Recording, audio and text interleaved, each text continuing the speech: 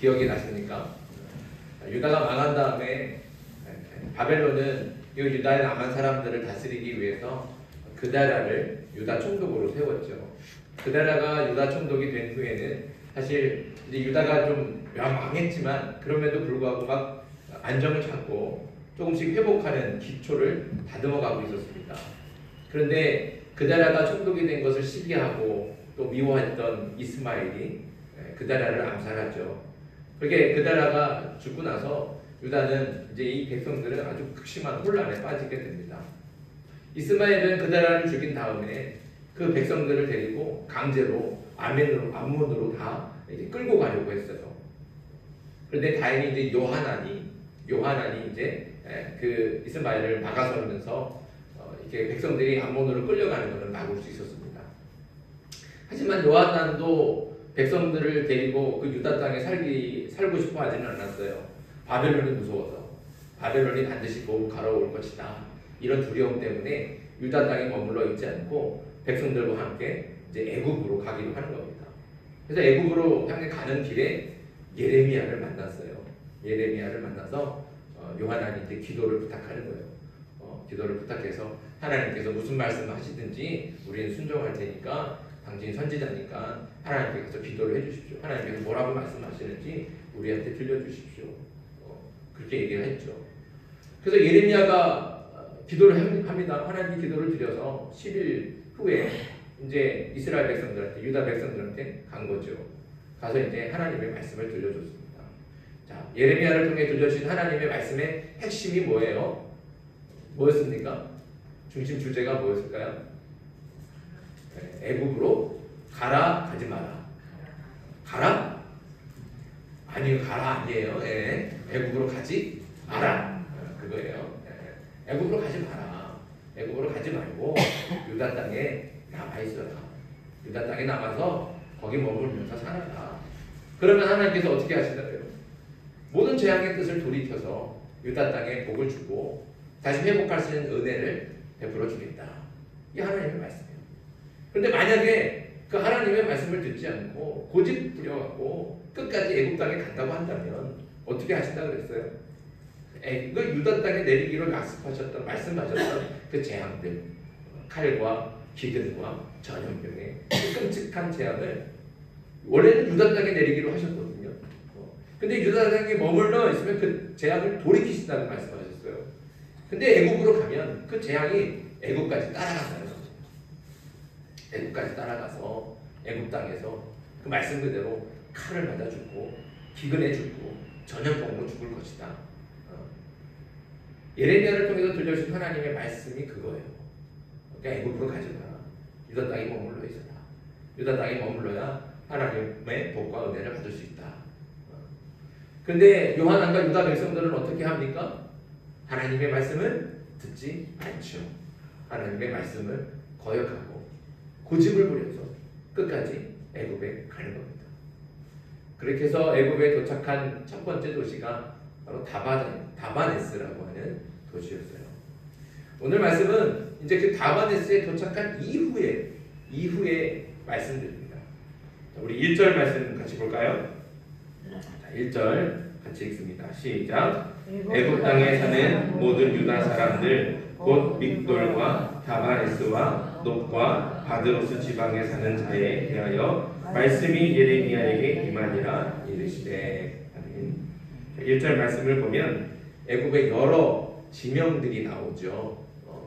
먼저 믹돌이 나옵니다. 믹돌은 이 애굽 땅에서도 동쪽부에서 좀 위쪽에 있는 동북쪽, 그러니까 국경지대예요. 국경지대. 그러니까 말하자면 애굽의 변방이죠.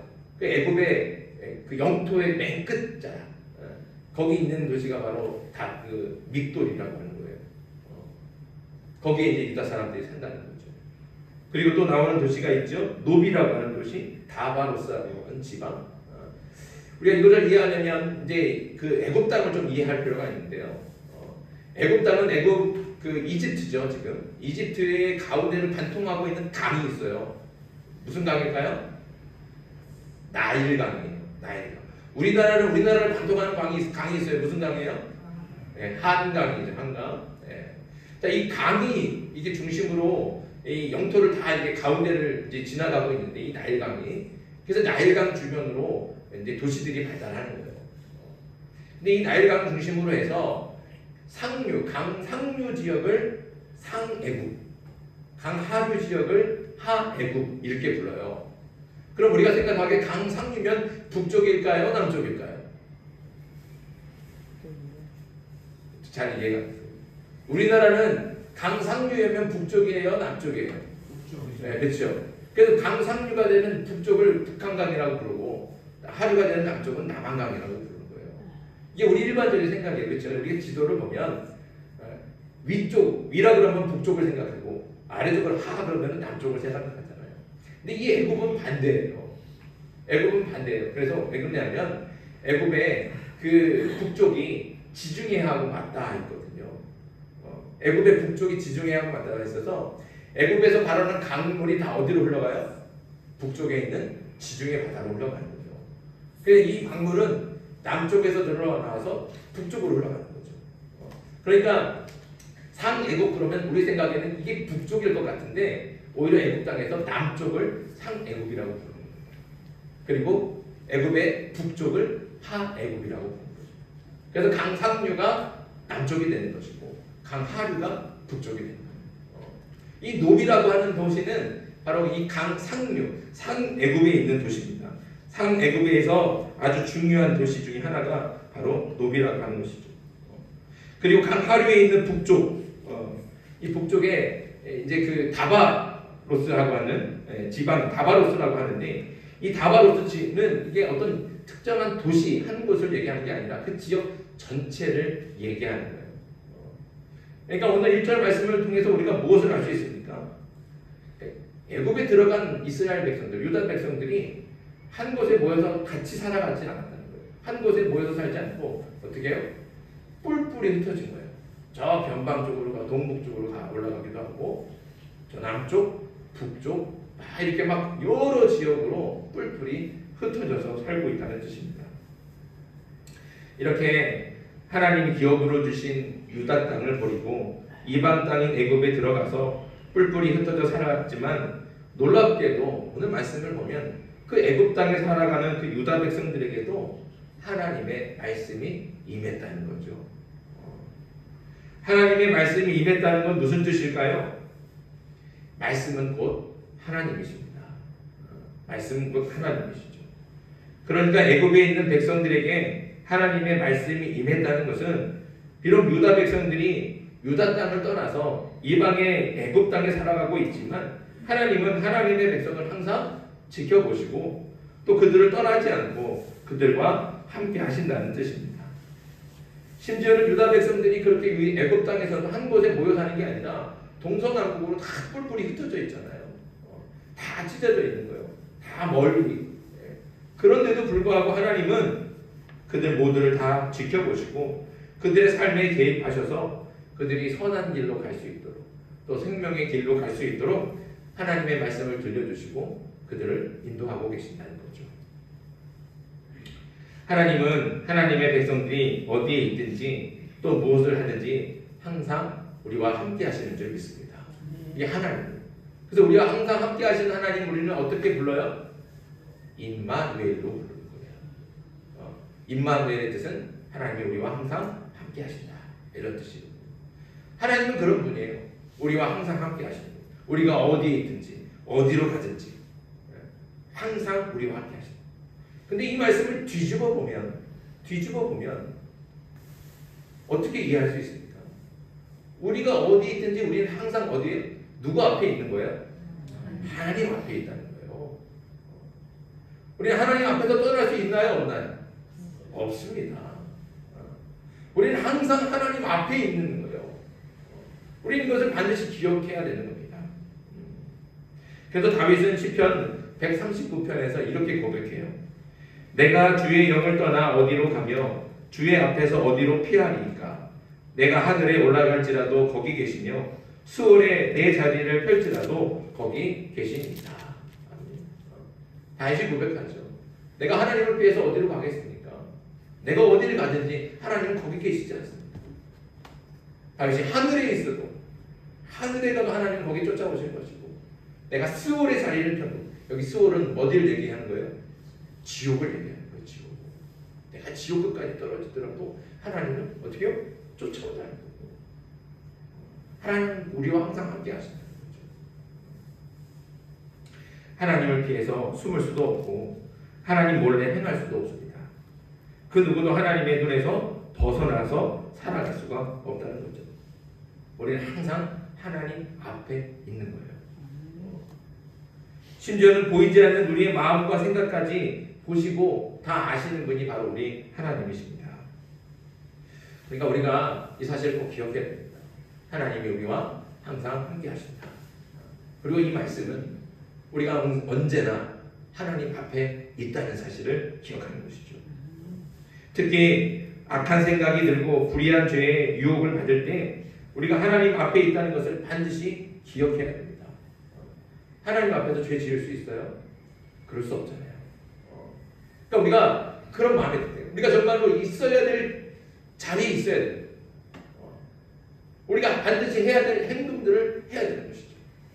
그러니까 그렇게 할 수 있는 힘이 뭐냐? 하나님 나와 항상 함께 하신다는 걸 기억할 때, 내가 항상 하나님 앞에 있다는 것을 잊지 않을 때, 그게 가능하다는 거죠. 혹여라도 그럴 수 있죠. 내가 어쩌다가 있어야 되지 않아야 될 자리. 우리가 시편 1편 잘 알지 않습니까?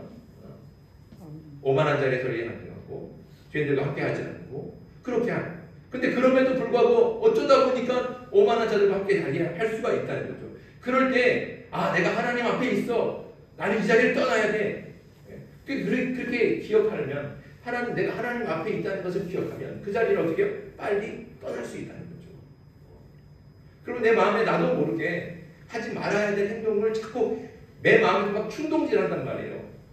미움이 생기기도 하고 욕심이 생기게 하고 막 시기하고 질투하며 내 입술이 막 사람들을 비방하는 말로 하고 싶어요. 그럴 때 내가 하나님 앞에 있다는 것을 다시 한번 생각하는 겁니다. 내가 하나님 앞에 있지. 하나님 나와 함께 하시지. 그걸 기억하면 그런 충동이 들 때 어떻게 해요? 그런 마음들을 자제하고 멈출 수 있게 되는 겁니다. 하나님은 우리가 어디를 가든지 또 어디에 있든지 항상 우리와 함께 하시며, 그래서 우리는 언제나 하나님 앞에 있습니다. 이것을 확실하게 믿고 잊지 말고 날마다 기억하는 저와 여러분들이 되길 바랍니다. 그렇게 하나님 앞에 있다는 것을 기억해야 언제나 하나님의 선하시고 의로우신 뜻을 행할 수 있다는 거죠. 언제나 하나님이 나와 함께 하시고 내가 하나님 앞에 있다는 것을 기억하고 하나님께서 기뻐하시고 원하시고 바라시는 선하고 의로운 뜻을 행할 수 있는 저와 여러분들 되길 주님의 이름으로 축복합니다. 자, 그럼 이제 그 유다 땅을 떠나서 애굽 땅에 있는 이스라엘 백성들에게, 유다 백성들에게 하나님이 말씀으로 임하셨잖아요. 그럼 하나님 그 백성들에게 들려주신 하나님의 말씀이 뭘까요? 하나님은 먼저 유다가 왜 망했는지를 다시 한번 기억하게 하십니다. 자, 유다가 왜 망했습니까? 3절 말씀 보겠습니다. 3절 같이 읽습니다. 시작. 이는 그들이 자기나 너희나 너희 조상들이 알지 못하는 다른 신들에게 나아가 분양하여 섬겨서 나의 노여움을 일으킨 악행으로 말미암음이다. 아멘. 유다가 망한 이유가 뭐예요? 우상을 섬긴 거예요. 하나님이 아니에요. 거짓된 우상을 섬기고 그 우상을 숭배했다는 거죠. 결국 우상을 숭배한 유다 백성들의 결말은 어떻게 됐습니까? 자, 2절 말씀 봅니다. 2절 같이 읽습니다. 시작. 만군의 여호와 이스라엘의 하나님께서 이와 같이 말씀하시리라. 너희가 예루살렘과 유다 모든 성읍에 내린 나의 모든 재난을 보았느니라. 보라, 오늘 그것들이 황무지가 되었고 사는 사람이 없나니. 아멘. 그렇게 우상을 숭배하던 이스라엘 백성들, 유다 백성들 하나님이 어떻게 해요? 심판하신 거예요. 끔찍한 재앙으로 유다를 심판하셨어요. 그래서 그 결과로 유다는 망했어요. 그리고 그 땅은 버려진 황폐한 땅처럼 버려졌다는 거죠. 사람이 살지 못하는 땅이 되고 말았습니다. 그런데 2절 말씀에서 하나님이 강조하시는 말씀이 있어요. 강조하시는 거. 하나님 뭐라 그러시냐면 너희가 예루살렘과 유다 모든 성읍에 내린 나의 모든 재난을 보았느니라. 보았다는 거죠. 하나님이 말씀하시는 거예요. 예루살렘이 파괴되고 유다가 멸망하는 것을 너희가 직접 두 눈으로 보지 않았느냐? 이렇게 말씀하신다. 너희가 직접 보지 않았느냐? 그 끔찍한 재앙을, 그 성전이 무너지고 예루살렘 성벽이 다 파괴되는 것, 바벨론 군대가 다 짓밟고 들어가서 땅을 다 짓밟고 밭들을 허물어버리고 집들이 불을 태우고 사람들을 죽이면서 그 땅을 다 황폐하게 만드는 그 현장을, 그 끔찍한 광경을 너희가 직접 보지 않았느냐? 하나님께서 이렇게 말씀하시는 거죠. 너희가 보지 않았느냐? 그럼 하나님은 왜 유다가 직접 그렇게 본 것을 강조하실까요? 그건 잊지 말라는 거예요. 결코 잊어서는 안 된다는 뜻입니다. 하나님을 버리고 이방 우상을 섬기면 어떻게 되는지를 직접 보고 경험했으니 그걸 잊지 말라는 겁니다. 잊지 말고 기억해서 다시는 똑같은 죄를 짓지 말라고 하나님이 경고하시는 거예요.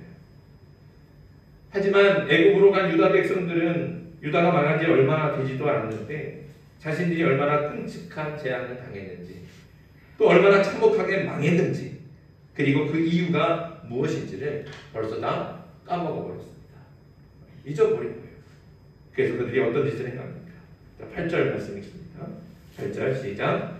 어찌하여 너희가 너희 손이 만든 것으로 나의 노여움을 일으켜 너희가 가서 머물러 사는 애굽 땅에서 다른 신들에게 분향함으로 끊어버림을 당하여 세계 여러 나라 가운데에서 저주와 수치거리가 되고자 하느냐. 아멘. 애굽에 간 유다 백성들이 무슨 짓을 하고 있습니까? 손으로 만든 우상을 섬기고 있어요.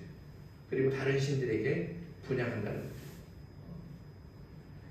하나님을 진노하게 하고 유다를 망하게 했던 그 우상 숭배를 유다 땅에 가서도 똑같이 행하고 있는 겁니다. 유다가 망한 지 얼마 되지도 않았는데 그새 그 하나님을 잊어버리고 그 유다를 망하게 했던 그 우상 숭배에 또다시 빠져버렸다는 거죠. 하나님 그래서 말씀하시는 거예요. 기억하라. 왜 잊어버렸냐? 너 왜 벌써 그거 잊어버렸냐? 왜 기억하지 못하느냐? 오늘 9절 말씀도 그런 말씀이에요. 9절도 같이 한번 읽겠습니다. 시작. 너희가 유다 땅과 예루살렘 거리에서 행한 너희 조상들의 악행과 유다 왕들의 악행과 왕비들의 악행과 너희의 악행과 너희 아내들의 악행을 잊었느냐? 잊었느냐? 왜 그걸 잊어버렸느냐? 왜 기억 못하느냐? 그 악행 때문에 유다가 그렇게 참혹하게 멸망하고 성전이 그렇게 다 그렇게 파괴됐는데 왜 그거 벌써 잊어버렸느냐? 기억하라는 거죠. 잊지 말고 좀 기억 좀 해라. 성경에 보면 하나님께서 기억하라는 말씀이 굉장히 많이 나옵니다. 하나님의 말씀대로 우리는 반드시 기억해야 됩니다. 하나님께서 우리에게 주신 은혜와 축복도 기억해야겠지만 하나님의 말씀을 따르지 않고 불순종하면서 그 죄 때문에 하나님께서 그 땅을 그리고 그 백성들을 어떻게 재앙으로 심판하시는지를 우리는 기억해야 된다는 것이죠. 이렇게 모든 것을 기억하는 이유는 결국 하나님을 잊지 않기 위해서 기억하는 겁니다. 우리가 바쁜 세상 이렇게 하루하루를 살다 보면 하나님을 잊어버리기가 쉽습니다. 세상 문화에 빠져서 허우적대다 보면 하나님에 대한 기억도 가물가물해질 때가 있죠. 주일날 교회에 나가서 잠깐 예배 드리고 돌아가면 또 세상 가운데로 돌아가면 너무 바쁘게 살아가니까 분주하게 살아가니까 하나님을 잊어버리는 거예요. 기억해야 되는데 하나님을 잊어버리는 거죠. 그러나 하나님을 잊는 순간부터 우리는 어떻게 될까요? 하나님을 잊어버리면 우리 점점 뭐에 가까워져요? 죄에 가까워지는 겁니다.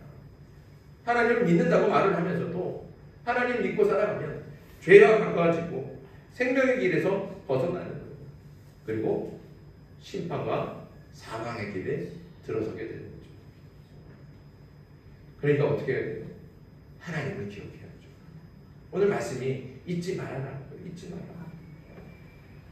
하나님을 기억해서. 그러니 하나님을 잊지 않도록 날마다 기억하는 저와 여러분들 되길 바랍니다. 그럼 하나님을 어떻게 기억할 수 있습니까? 하나님을 어떻게 기억해요? 하나님의 말씀을 읽죠. 하나님의 말씀으로 하시잖아요. 말씀으로 임하시잖아요.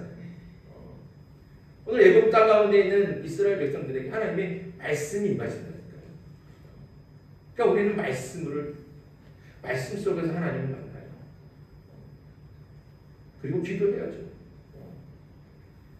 기도는 하나님과의 친밀한 교제입니다.